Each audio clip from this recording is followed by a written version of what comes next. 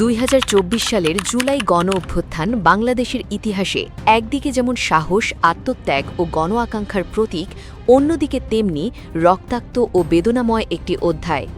সেই আন্দোলনে প্রাণ হারানো অসংখ্য মানুষের স্মৃতি আজও জাতিকে নাড়া দেয়। কিন্তু আন্দোলনের প্রায় ২ বছর পর সামনে আসতে শুরু করেছে এমন কিছু অভিযোগ ও তদন্ত তথ্য যা গোটা দেশকে বিস্মিত ও স্তম্ভিত করে দিয়েছে।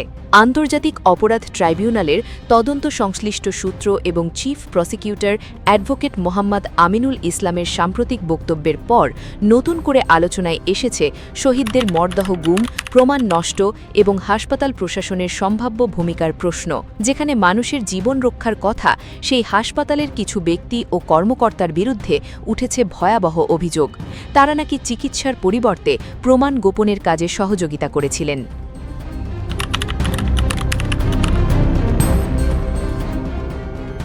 তদন্ত সংশ্লিষ্ট সূত্রের দাবি অনুযায়ী ২০২৪ সালের জুলাই ও আগস্টে রাজধানীর একটি বড় হাসপাতালে গুলিবিদ্ধ ছাত্র জনতাকে আনার পর কিছু ক্ষেত্রে স্বাভাবিক চিকিৎসা ও প্রশাসনিক প্রক্রিয়া অনুসরণ করা হয়নি।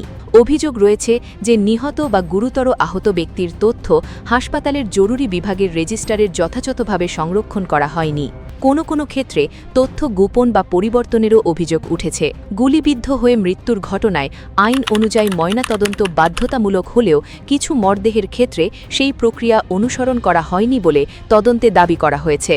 এর ফলে মৃত্যুর প্রকৃত কারণ ও ফরেনসিক আলামত সংরক্ষণের সুযোগ নষ্ট হয়েছে বলে অভিযোগ। তদন্তে এমন অভিযোগও উঠে এসেছে যে গভীর রাতে হাসপাতালের পেছনের প্রবেশপথ ব্যবহার করে বিশেষ যানবাহনের মাধ্যমে কিছু মরদেহ সরিয়ে নেওয়া হতো, যাতে বিষয়টি জনসম্মুখে না আসে। এছাড়া আরও অভিযোগ রয়েছে যে কিছু মরদেহে ভারী বস্তু বেঁধে নদীতে ফেলে দেওয়ার মাধ্যমে প্রমাণ গোপনের চেষ্টা করা হয়েছিল। যদিও এসব অভিযোগের চূড়ান্ত সত্যতা এখনও বিচারিক প্রক্রিয়ার মাধ্যমে নির্ধারিত হওয়া বাকি।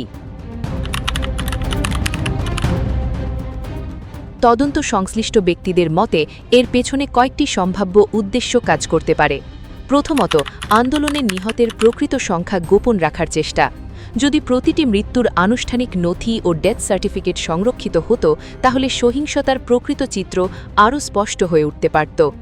দ্বিতীয়ত, সম্ভাব্য আন্তর্জাতিক তদন্ত বা বিচারিক প্রক্রিয়ায় ব্যবহৃত হতে পারে এমন ফরেনসিক আলামত ধ্বংস করা। গুলির ধরন, আঘাতের প্রকৃতি এবং ব্যবহৃত অস্ত্র সম্পর্কে গুরুত্বপূর্ণ তথ্য ময়নাতদন্তের মাধ্যমে বেরিয়ে আসতে পারত।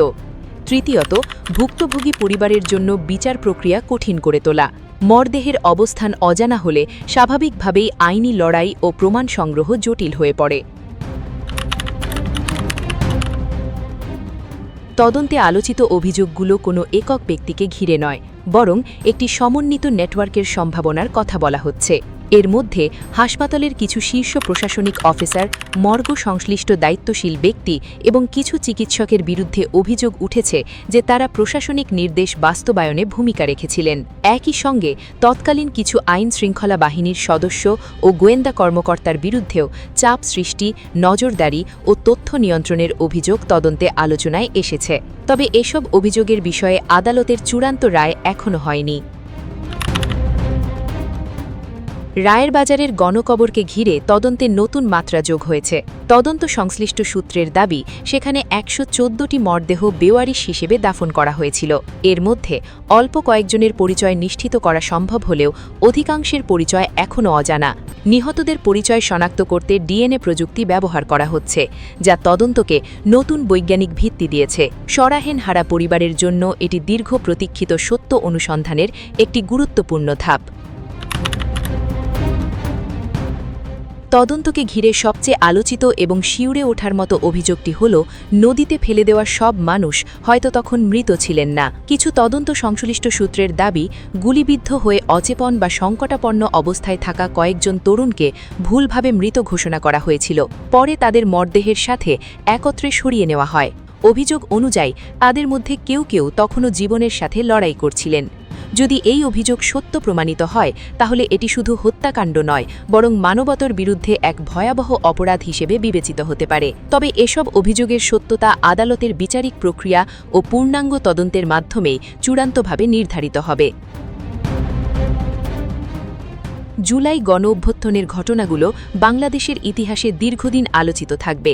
সেই সময়ের প্রতিটি মৃত্যু, প্রতিটি নিখোঁজের অভিযোগ এবং প্রতিটি অজানা কবরের পেছনের সত্য উদ্ঘাটন করা রাষ্ট্র ও সমাজের দায়িত্ব। যদি তদন্তে উত্থাপিত অভিযোগগুলো সত্য প্রমাণিত হয়, তাহলে এর সাথে জড়িত ব্যক্তি বা গোষ্ঠী যেই হোক না কেন, তাদের বিরুদ্ধে আইন অনুযায়ী বিচার নিশ্চিত করাই হবে ন্যায় বিচারের দাবি। আর যদি কোনো অভিযোগ প্রমাণিত না হয়, তাহলে সেটিও স্বচ্ছ তদন্তের মাধ্যমে জাতির সামনে তুলে ধরা জরুরি। কারণ সত্য গোপন থাকতে পারে, কিন্তু ইতিহাসের আদালতে শেষ পর্যন্ত সত্যেরই জয় হয়।